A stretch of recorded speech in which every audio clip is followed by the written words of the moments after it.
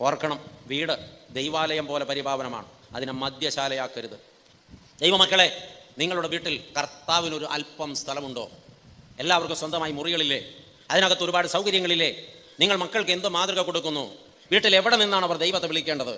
ഹൃദയത്തിൽ ദൈവത്തിന് ഇടമുണ്ടെങ്കിൽ ഈ നിങ്ങൾ താമസിക്കുന്ന വീട്ടിലും ദൈവത്തിന് ഇടമുണ്ടാകും. ഹല്ലേലൂയ. ദൈവമക്കളെ, ദൈവമുഖത്തേക്ക് നോക്കാൻ ഒരു മനസ്സുണ്ടാകണം. അത് പരിശീലനമായി മാറണം. പ്രാർത്ഥന മക്കളെ പഠിപ്പിക്കുന്നത് പ്രാർത്ഥിച്ചുകൊണ്ടാകണം.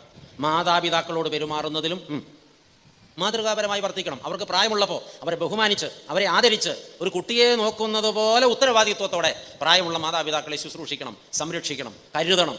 അവർക്ക് വാരി തിന്നാൻ കഴിയാതെ വന്നാൽ വളരെ ശുദ്ധിയോടെ അവർക്ക് ആഹാരമുണ്ടാക്കി അവരുടെ രുചി അനുസരിച്ച് വാരി കൊടുക്കണം. അവർക്ക് സ്വന്തമായി വാഷ് ചെയ്യാൻ കഴിയാത്ത സാഹചര്യം വന്നാൽ അവരെ കുളിപ്പിച്ച്, നല്ല വസ്ത്രം ധരിപ്പിച്ച്, തലമുടി ചീക്കി കൊടുത്ത്, ഒരു ചുംബനം കൂടെ കൊടുത്ത്, ഇരിക്കുന്നുവെങ്കിൽ ഇരുത്തണം, കിടക്കുന്നുവെങ്കിൽ കിടത്തണം.